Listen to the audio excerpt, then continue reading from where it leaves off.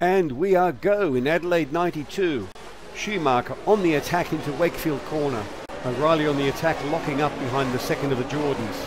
And the rest of the grid make their way safely along East Terrace, 90-degree left-hand into Flinders Street, 90-degree right-hander into Hutt Street, and then onto Bartels Road.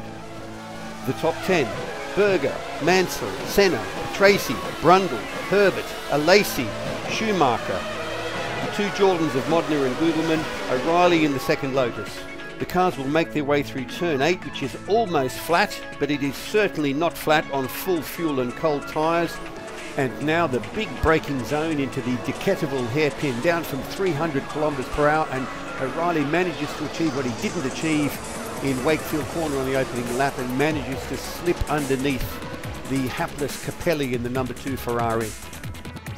Let's go on board with Berger, looking rearwards to Mansell in the first of the Williams as they round Foster's Mistral corner, down the start-finish straight, big braking zone to the Senna chicane, and then heading towards Wakefield Road. The left-hander quite fast, they've got to get the power down as quickly as possible in the run-up to Wakefield corner. Massive braking zone, tricky to work, sight your braking marker there, right into East Terrace, 90-degree left-hander into Flinders Street, and 90-degree right-hander into Hutt Street, and you've got to temper your patience there with the need to get a wonderful entrance onto Bartels Road, which effectively forms one high-speed straight linked to Brabham Straight on turn 8.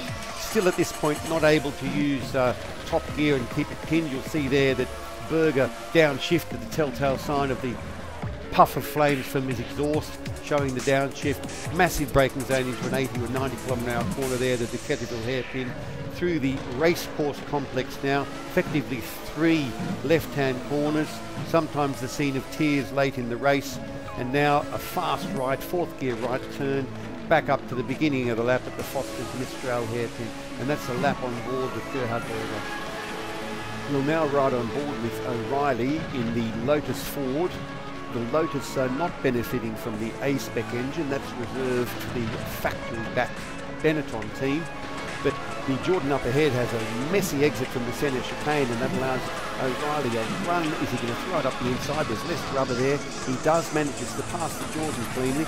Let's have a look at it from the outside camera angle and see how that move looks. Somewhat questionable on the attack on Capelli, one might say. Well, he certainly was alongside at the turn-in point, but certainly not in fantastic control.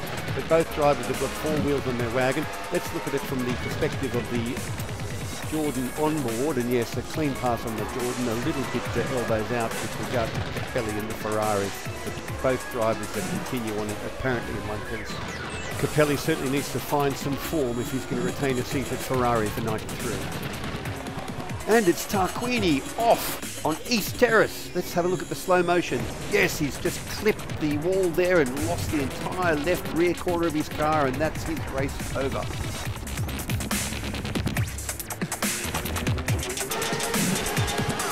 And we're on board in the number 11 Lotus of O'Reilly as he comes up to lap Roberto Moreno, the Brazilian driver in the Andrea Moda. Such a shame. He's a talented driver, winner of the Australian Grand Prix in a non-title year. Actually raced in Formula 2 cars. And there we pass a Venturi as well. Lost on the corner of Flinders Street and East Terrace as they round to head onto the straight. And that's one of the marches off. Turn 2 in the racecourse complex. Schumacher lucky to avoid them. And number 11, O'Reilly in the second of the Lotuses makes it through clean as well. This is as close as he's been to the Schumacher vehicle.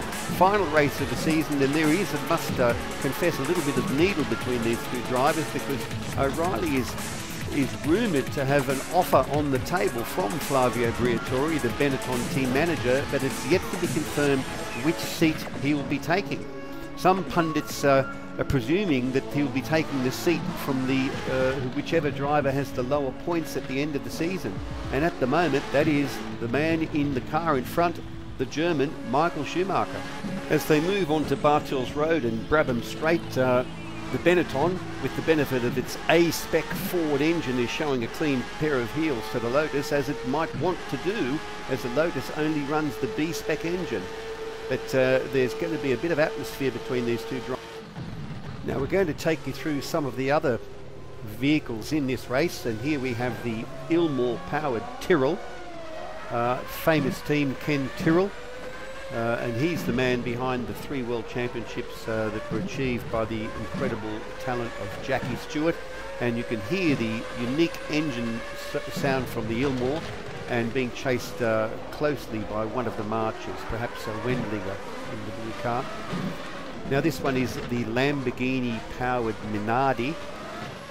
Next up, the Renault powered Ligier, obviously out of France.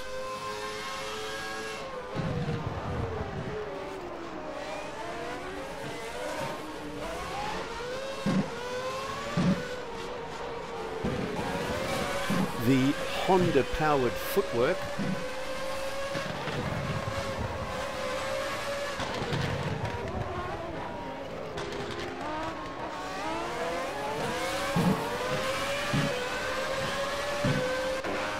The Gary Anderson designed and Yamaha powered Jordan.